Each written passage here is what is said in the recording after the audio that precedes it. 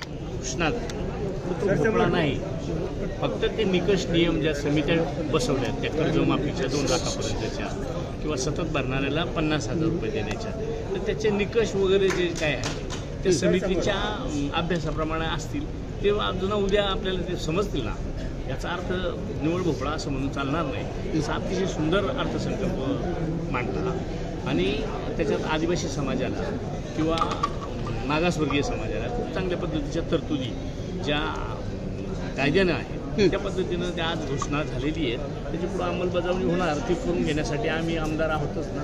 40,000 कोटीचा हा अर्थसंकल्प आहे आणि अशातच लाडक्या बहीण योजनेसाठी भरीव तरतूद, शेतकऱ्यांची कर्जमाफी, तूट ही भरून काढणार कशी आहे? शेवटी सरकारला तेवढा बॅलन्स करण्याची कधीच अर्थसंकल्प विरोधकांनी मान्य केला आहे.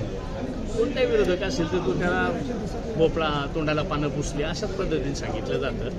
त्याचा अर्थ आपण आता वर्षानुवर्ष पाहतो, तोंडाला पानं पुसणं वगैरे काही प्रसंग येतात त्यावेळेला जसं नैसर्गिक आपत्ती आली मोठा तिथं फटका बसला. अशा काही नैसर्गिक किंवा काही बाबी ज्या येतात त्याला थोडंसं सामोरं जाणं सरकारचं कर्तव्य. त्या पद्धतीनं उत्पादन वाढीच्या बाजूनं सरकारनं काही धोरणं घेतली, त्याच्यामुळे त्याच्यात निश्चित तो बॅलन्स. उलट शासनाचं असं म्हणणं आहे की उत्पन्न वाढीच्या दृष्टीनं औषधच्या बाबतीत औषधच्या बाबतीत काही राज्यात बजेट नाही आहे, किरकोळ असतं.